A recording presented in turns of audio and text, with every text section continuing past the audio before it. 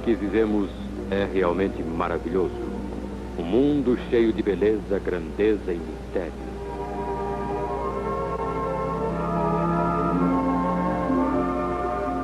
Sim, este mundo é maravilhoso, mas talvez a maravilha maior seja o próprio homem. Seu corpo é uma maravilha em adaptabilidade e eficiência mecânica. As máquinas precisam de lubrificação que recebem do exterior. O corpo humano, porém, produz seu próprio lubrificante na qualidade e quantidade certas de acordo com a parte que o exige. O corpo tem uma usina química muito mais eficiente e complexa que qualquer outra construída pelo homem. Ela transforma o alimento que comemos em carne e sangue, em ossos e dentes.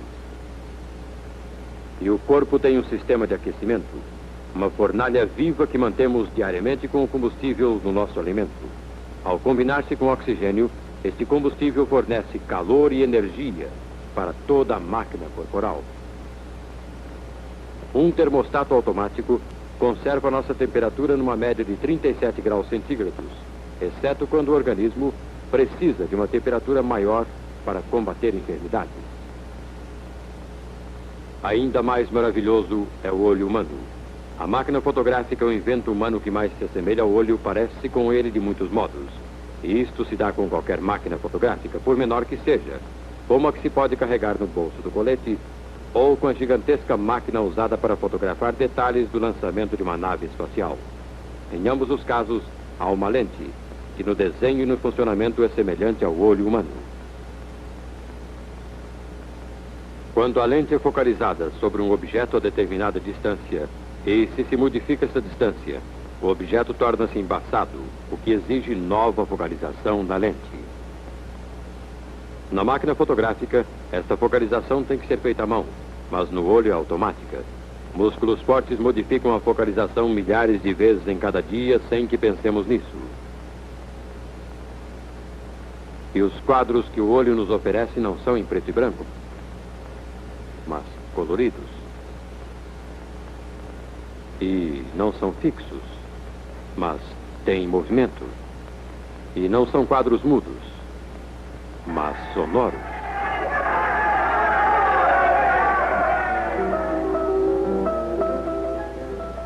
Você sabia que a música que está ouvindo é reproduzida inteirinha em um pequeno e perfeito instrumento musical existente no interior de seu ouvido? Pensamos que o som está sendo produzido pelo piano, e naturalmente, em certo sentido, está mesmo. Mas, na realidade, o piano é tão silencioso quanto um túmulo e está apenas produzindo vibrações no ar. Quando as teclas são batidas, martelos de feltro tocam as cordas, fazendo-as vibrar cada uma em sua própria frequência. As cordas em vibração fazem o ar pulsar nessas mesmas frequências. Estas pulsações são transmitidas à parte exterior do ouvido, ao canal auditivo e através da ligação mecânica do ouvido médio com o cóclea, que é todo enrolado como um caracol. Se pudéssemos esticar o cóclea, descobriríamos um instrumento musical semelhante ao piano, porém muito mais complexo e maravilhoso. O ouvido tem mais de 24 mil cordas. Quando o piano é dedilhado, o notável tecladinho do ouvido executa os mesmos tons e transmite os sinais correspondentes ao cérebro por meio de linhas individuais.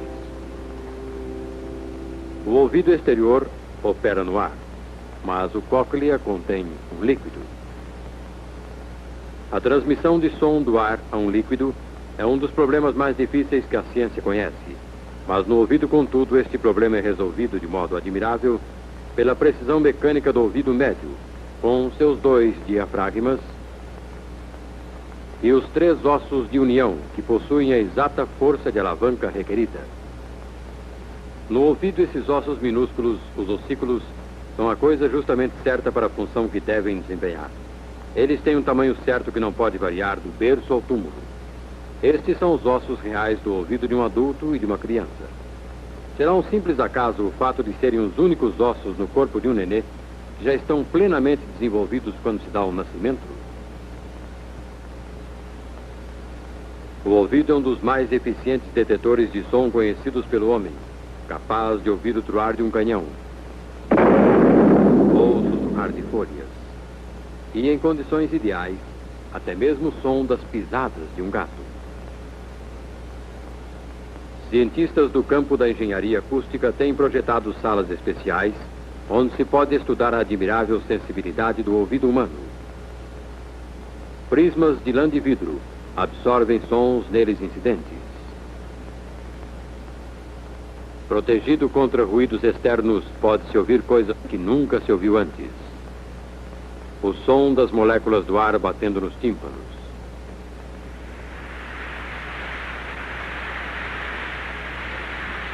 O som do coração pulsando contra as costelas. Você já viu um coração humano vivo em funcionamento? Esta maravilhosa bomba em miniatura bombeia 5 litros de sangue por minuto através de centenas de milhares de quilômetros de vasos sanguíneos. E num dia apenas, bombeia sangue suficiente para encher um grande caminhão-tanque até fazê-lo transbordar. No tempo médio de uma vida, encheria uma fila de carros-tanque de 80 quilômetros de comprimento e pulsaria 2,5 milhares de milhões de vezes sem uma única parada para reparos.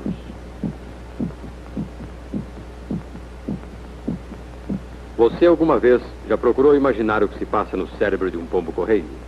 Em algum lugar de sua cabeça está oculto um segredo que nenhum homem jamais descobriu. Um segredo que o capacita a levantar o voo longe do lar, voar em círculos por alguns minutos até orientar-se de modo misterioso e então voar direto de volta ao seu lar, percorrendo milhares de quilômetros sobre território desconhecido.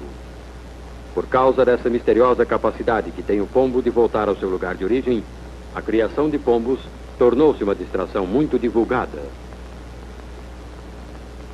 Logo que os filhotes estão aptos para voar, são soltos de seus pombais para voos diários de treinamento. Como os atletas, eles precisam desenvolver sua velocidade e resistência durante muitas semanas de árduo treinamento. Por fim, a corrida de 800 quilômetros. Ao nascer do sol, inicia-se a maior competição clássica do mundo dos pombos e milhares de voadores experientes cortam o ar. Ninguém jamais ensinou a estes pombos o caminho de volta ao pombal e, no entanto, voam de maneira tão rigorosamente correta sobre centenas de quilômetros desconhecidos que a hora de sua chegada em casa pode ser prevista quase que exatamente.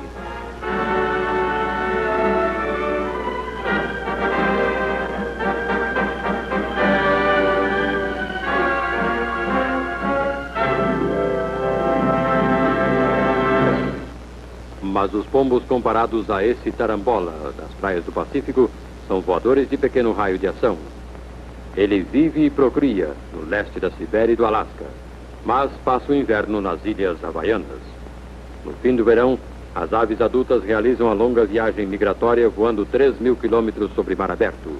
Não param para descanso nem alimento e voam sem o menor desvio para estas ilhas do tamanho da cabeça de alfinete dentro do vasto Oceano Pacífico. O filhote fica em casa, porque é moço demais para a viagem. Semanas depois, logo que seja capaz de voar, ele também sente a necessidade de emigrar e parte para um lugar que nunca viu. Ele precisa voar 3.000 quilômetros sobre um caminho que não apresenta o menor sinal e pelo qual nunca viajou antes. E os companheiros que vão com ele não podem ensiná-lo, porque eles também nunca fizeram a viagem antes.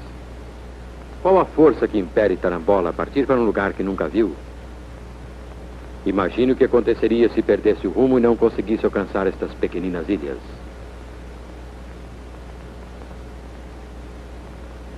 Para manter um avião moderno em sua rota, é indispensável que ele possua uma série de instrumentos complicados, toneladas de equipamentos e um pequeno exército de homens muito bem treinados e mantidos em seus postos ao longo da rota.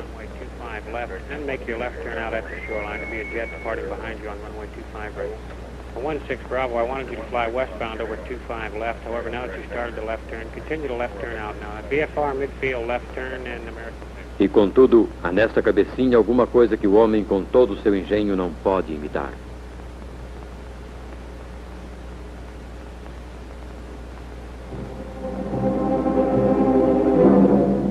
Escute, que é isto? Alguma coisa saída de um pesadelo? Sim, poderia ser. Você costuma sonhar com morcegos. O morcego é uma criatura misteriosa, o único mamífero que voa. Como outros mamíferos, gera seus filhotes vivos e alimenta-os ao peito. Esta é uma terra de morcegos. Só um morcego poderia sentir-se bem aqui. Mas os aluguéis são razoáveis e os apartamentos fáceis de achar. Quero dizer, para morcegos, não é? Mas os cientistas passam longas horas na busca de esconderijos de morcegos. O objetivo principal deste interesse é a extraordinária habilidade do morcego ao voar. E agora, nosso caçador oficial de morcegos entra em ação, a fim de que alguns morcegos possam ser apanhados e levados ao laboratório para um estudo mais acurado. No Instituto Moody de Ciência, os morcegos logo se adaptam ao novo ambiente. Mickey era um órfão quando o achamos, mas logo se tornou o predileto do laboratório. Acontece que ele tinha suas ideias próprias a respeito de alimentação, e até mesmo a mamadeira de boneca não o atraía muito a princípio. Mas não durou muito até que Mickey se sentisse perfeitamente à vontade com sua mamadeirinha. Poucos dias depois, eram inseparáveis.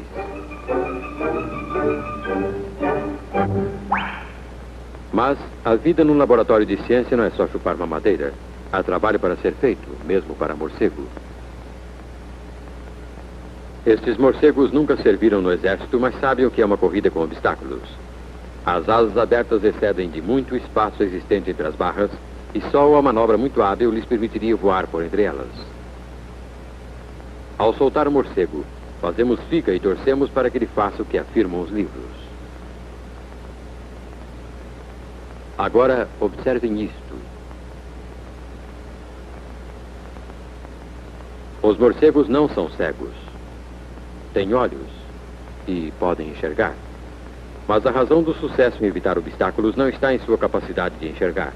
Para prová-lo, cobrimos seus olhos e os soltamos para novo teste. Com os olhos vendados, ele se desvia das barras com a mesma habilidade com que o fazia antes. Mas como é que ele consegue fazê-lo?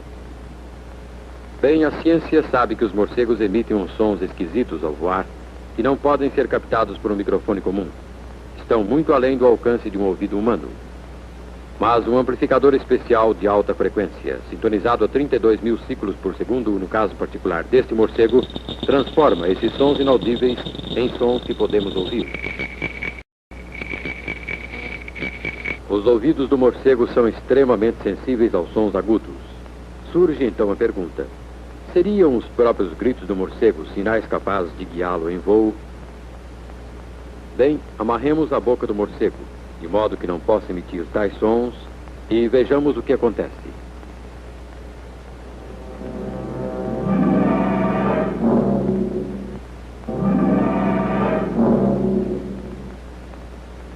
A ciência já provou conclusivamente que os morcegos são guiados em seu voo pelos seus gritos.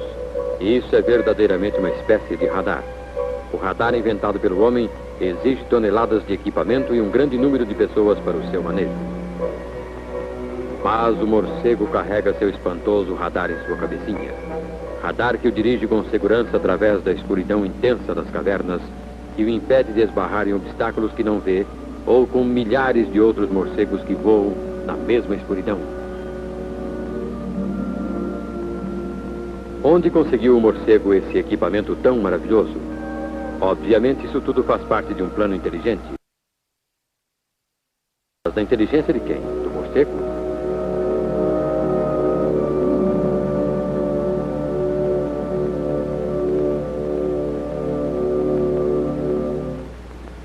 Se visitássemos as praias do sul da Califórnia, em algum anoitecer da primavera e do verão, as encontraríamos cheias de fogueiras. Mas as pessoas reunidas em torno destas fogueiras não estão em piquenique. Creio ou não, estas pessoas estão pescando. E agora, eis que vem o vigia gritando alegremente: "O Grúnio, venham, venham, venham todos." E eles saem correndo para o esporte mais esquisito que há na Terra. Mas, esperem aí, onde estão os apetrechos de pesca? Não se pode pescar sem vara ou rede. Ou pode-se?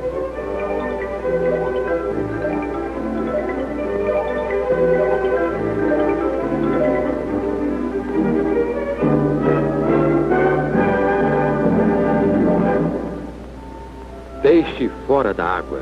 Sim, e esses peixes não são lançados à praia por acidente. Saem deliberadamente da água para pôr ovos na praia.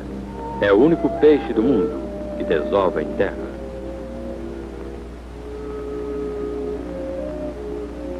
Peixe fazendo ninho na terra. Um dos mais raros fenômenos biológicos. Um espetáculo único que não pode ser visto em lugar algum do mundo, a não ser em umas poucas praias do sul da Califórnia.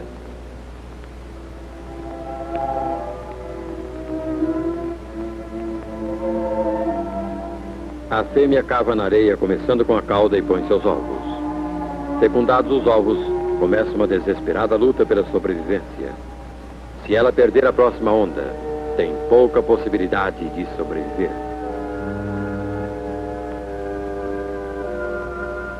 Os ovos são sempre postos quando a maré está bem alta. Depois, noite após noite, as águas recuam até a maré mais baixa. Nesse tempo é possível que os ovos estejam a centenas de metros da margem da água, longe do elemento no qual os peixes precisam eventualmente viver. Aqui os ovos se desenvolvem, permanecendo enterrados na areia quente e úmida. No departamento fotomicográfico aqui no laboratório, o desenvolvimento do embrião que se realiza sob a areia é estudado com o microscópio.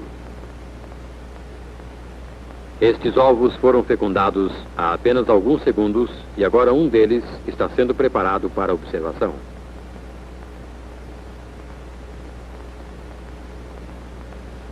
Com o auxílio do equipamento fotomicográfico de lapso de tempo, que transforma dias em minutos, podemos presenciar um impressionante espetáculo. O desenrolar-se mágico da vida pela divisão da célula. Os primeiros pálidos movimentos de vida surgem quando a capa blastoderme, vista no círculo, se divide em duas células distintas. Em questão de 30 minutos, a segunda divisão se torna evidente, dando origem a 4 células. Divisões sucessivas produzem 8, 16, 32, 64 e assim por diante, até centenas de milhares de células. Este agrupamento disforme é, na realidade, um peixe em formação. Contém todos os característicos do granion adulto. Seu tamanho, sua forma, seus hábitos. E até mesmo o germe da misteriosa sabedoria que o capacitará um dia a sincronizar perfeitamente sua desova com o movimento das marés.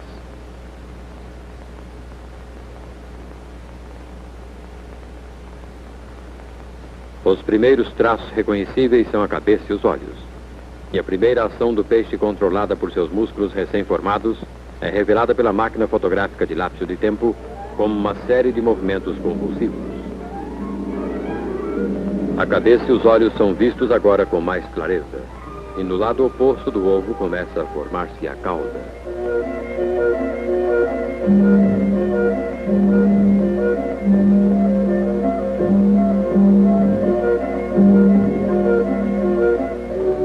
Nesta fase de seu crescimento, o peixe em embrião tem 4 dias de idade.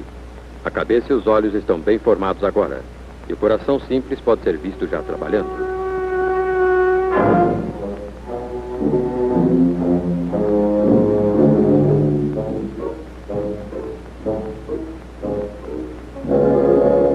Depois de 8 a 10 dias, o ovo está pronto para se abrir. Mas não se esqueça disto, o que vai sair é peixe. Se o ovo se rompesse enquanto enterrado aqui na areia, não teria nenhuma chance de sobrevivência. Mas o ovo do granion não se desfaz enquanto a água não o atinge. Mas quando isso acontece, rompe-se instantaneamente. Estes ovos podem permanecer enterrados na areia durante semanas e até meses, sem que apresentem a menor alteração. Mas vamos derramar água salgada sobre eles e vejamos o que acontece.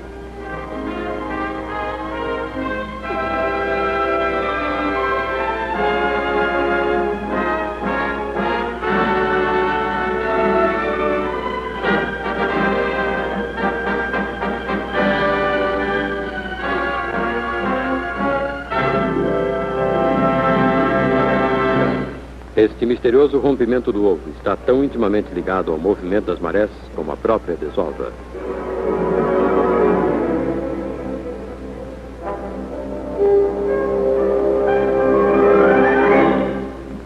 Suponhamos que os ovos fossem postos em alguma noite antes do auge da maré.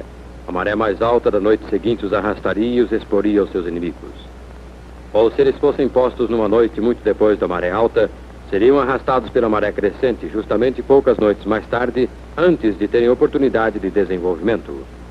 Na verdade, há apenas algumas noites em que o grânion pode pôr seus ovos com bom resultado, quando a maré está em seu auge, ou nas primeiras noites depois disso.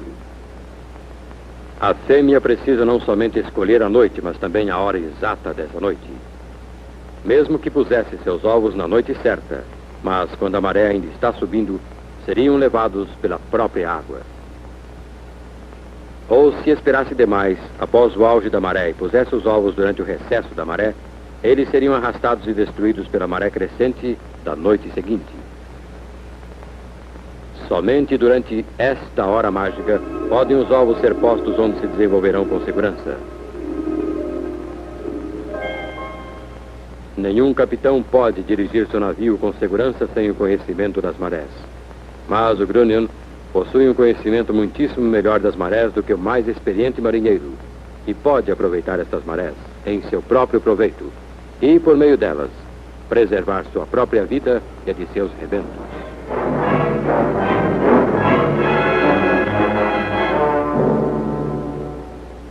Você se lembra do primeiro jardim que teve quando era mocinho?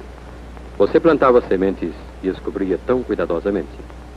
Você, por certo, esperava que as plantas estourassem da terra desta maneira. Mas, por alguma razão, isto não acontecia assim. Enquanto você esperava, talvez tenha feito esta observação a si mesmo. Vai ver que plantei aquelas sementes de cabeça para baixo. Será que as sementes devem ser plantadas numa posição certa? Ao abrir-se uma semente de feijão, notamos que a raiz do embrião aponta para uma direção definida. Esta determina a direção do crescimento inicial. Assim, é possível plantar-se uma semente de cabeça para baixo, mas não importa o modo como a semente é colocada no solo. A planta sempre cresce na direção certa. Mesmo que procuremos enganar a semente, ela não se atrapalha. A raiz reversa a direção e continua a crescer para baixo. Ora, o rebento cresce para o alto, porque essa é a direção certa para obter a luz de que precisa. Mas se a luz não puder ser encontrada nessa direção, o rebento crescerá em qualquer direção a fim de alcançá-la, mesmo que tenha que se desviar através de um buraquinho para chegar até lá.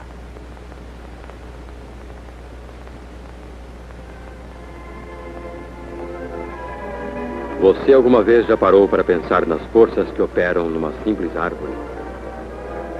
Esta árvore é provavelmente a coisa viva mais velha existente no mundo. Já possuía quase 2.000 anos quando Jesus nasceu. Durante 3.800 anos, esta árvore tem elevado diariamente para o seu topo pelo menos 10 toneladas de água. Um total de mais de 1 trilhão de quilogramas de energia. É evidente que há um poder infinito atrás do mistério da vida. Mas essa força será cega, destituída de inteligência, impessoal.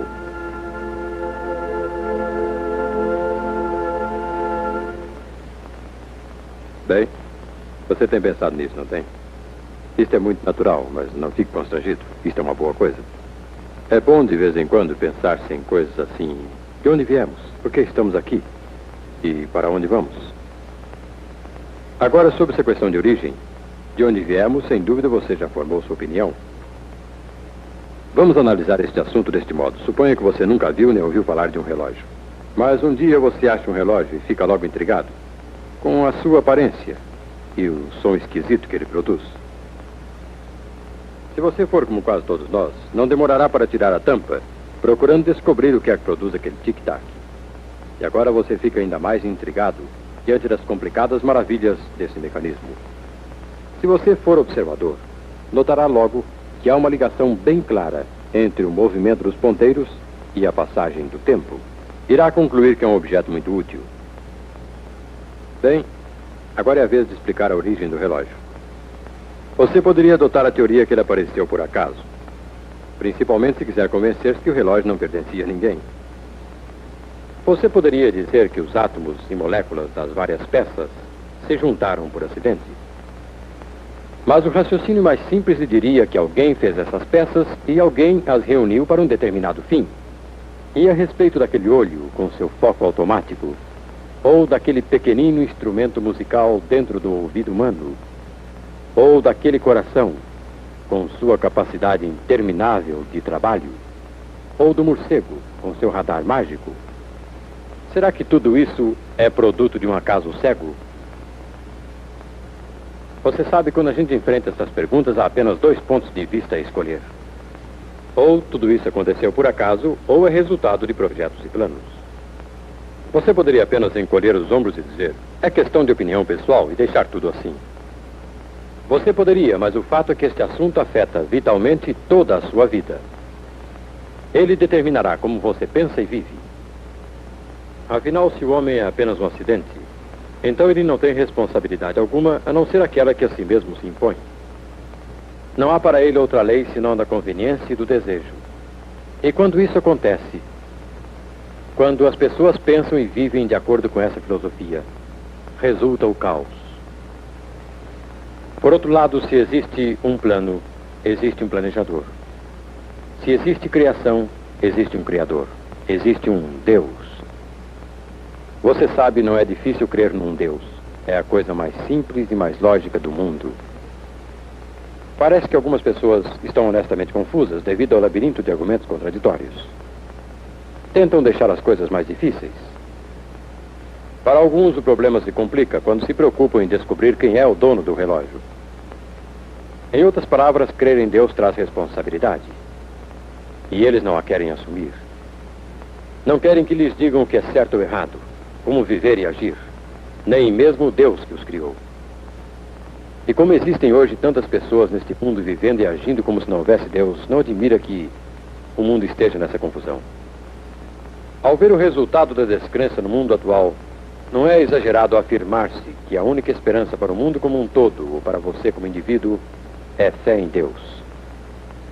Não apenas crer num ser supremo, ou num grande poder, mas crer num Deus pessoal que o amou intensamente e lhe oferece salvação perfeita e completa.